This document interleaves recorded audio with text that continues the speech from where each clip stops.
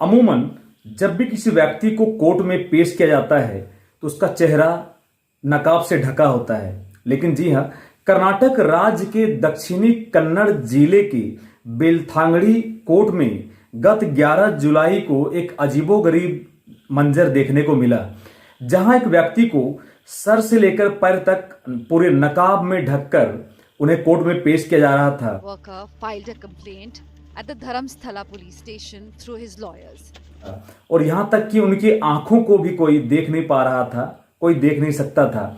आखिर कौन था वो शख्स, कौन था वो व्यक्ति, इन्हीं बिंदुओं पर हम चर्चा करेंगे। आप तमाम मित्रों को मिथिलेश कुमार का प्यार भरा नमस्कार। अगर आप चैनल में नए हैं चैनल को सब्सक्राइब जरूर करें। साथ ही कमेंट सेक्शन में कमेंट करके आप जरूर बताएं कि आप इस कहानी के बारे में क्या सोचते हैं। कहानी नहीं बल्कि ये एक सच्ची घटना है। जी हाँ, 11 जुलाई को बेलथांगड़ी कोर्ट जो कि कर्नाटक में स्थित है, वहां एक व्यक्ति को पेश किया जा रहा था और उन्होंने वहां जो बयान दिए वो चौंकाने वाले थे। उस नकाबपोश व्यक्ति के अनुसार बीते 19 साल से वो कर्नाटक में एक धर्मस्थला मंदिर है। धर्मस्थला मंदिर वही मंदिर है जो कर्नाटक ही नहीं बल्कि पूरे देश में, बल्कि पूरे दुनिया में मशहूर है वो मंदिर।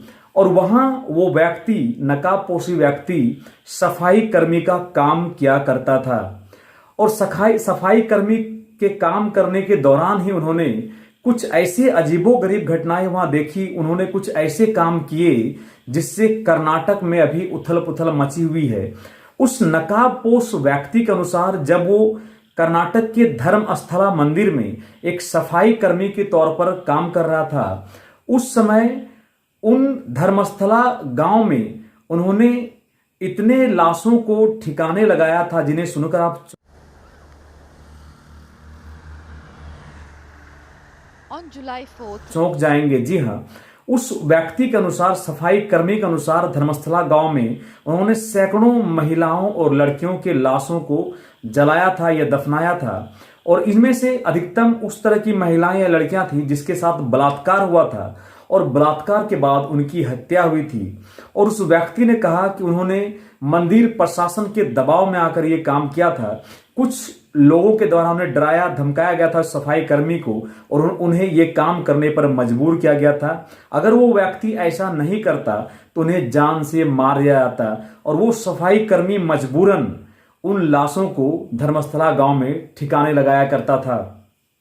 लेकिन तब उस व्यक्ति के पैरों तले जमीन खिसक गया जब उसके परिवार के भी एक लड़की की इस तरह से हत्या हुई और उन्हें भी ठिकाने लगाया गया। तब उस व्यक्ति को लगा कि अब यहां वो महफूज नहीं है।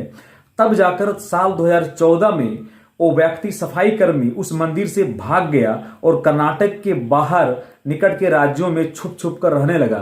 उन्हें डर था कि अगर वहां के स्थानीय दबंग लोग या फिर मंदिर के प्रशासन जब जान जाएंगे तो उनकी हत्या कर देंगे, उन्हें जान से मार देंगे। लेकिन साल 2025 में जब उनका जमीर जाग गया, उन्हें लगने लगा कि इस अपराध की दुनिया का पर्दाफाश होना चाहिए।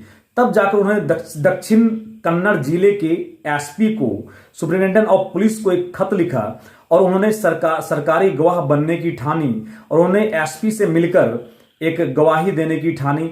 तब जाकर 11 जुलाई को कोर्ट के समक्ष उन्हें पेश किया गया। लेकिन उस व्यक्ति का दावा था कि वो कोर्ट के समक्ष तभी जाएगा जब उसकी पूरी सिक्योरिटी, उसकी पूरी सुरक्षा की इंतजाम की जाएगी।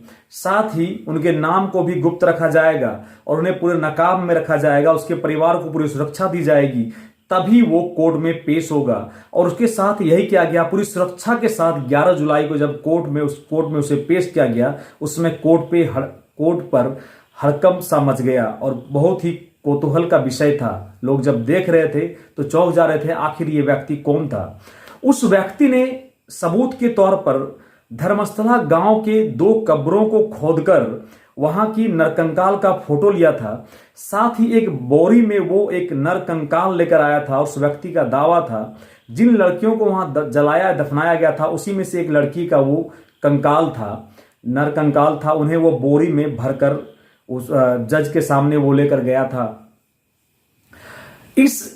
उन्होंने गवाही में यह भी कहा कि जो भी व्यक्ति इस मास मर्डर में शामिल है, सारे व्यक्तियों का वो नाम भी बताएगा और सभी व्यक्तियों को सबूत के साथ वो सबके साक्ष्य भी देगा।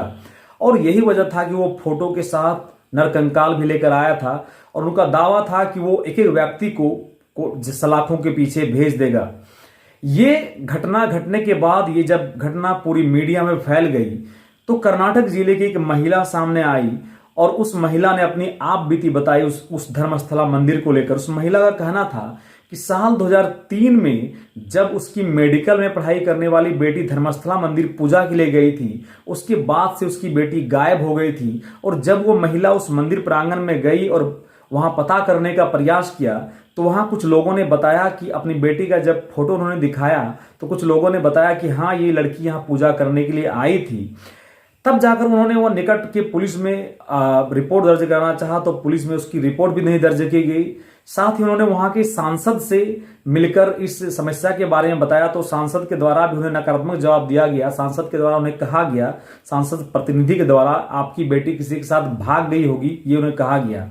जब वो मंदिर प्रांगण में जाकर चीख चीख कर रोने लगी तब मंदिर प्रशासन के द्वारा उसे उठाकर एक कमरे में ले जाया गया और वहां उन्हें कहा गया कि आप अपनी बेटी को भूल जाएं, नहीं तो आपके साथ ठीक नहीं होगा। तो जब वो बार बार जिद करने लगे अपनी बेटी के बारे में जानने का तो वहां उसके सर पर प्रहार भी किए गए और उन्हें वहां मारा गया। और जब वो महिला होश में आई तो वो कर्नाटक के एक अस्पताल में पड़ी हुई थी।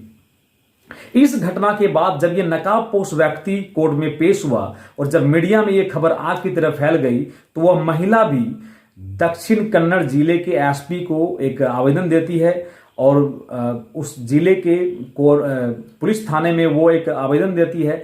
तब जाकर उनका एफआईआर दर्ज होता है। पुलिस के द्वारा उसे आश्वस्त किया जाता है कि जांच अभी चल रही है और जांच पूरी होने के बाद आपको पूरी तरह से आपको पूरा न्याय मिलेगा। तब वो महिला आश्वस्त हुई। अब देखना दिलचस्प होगा कि वो नकाबपोश सफाई कर्मी जो धर्मस्थला मंदिर में के निकट के गांव में सैकड़ों लाशों को ठिकाने लगा चुका था, इस हत्याकांड, इस मास मर्डर के पर्दाफाश कब होगा, ये देखना दिलचस्प होगा। इसी प्रकार की रोचक तथ्यों के साथ बने रहे मिथिलेश कुमार के साथ। जय हिंद, जय भारत।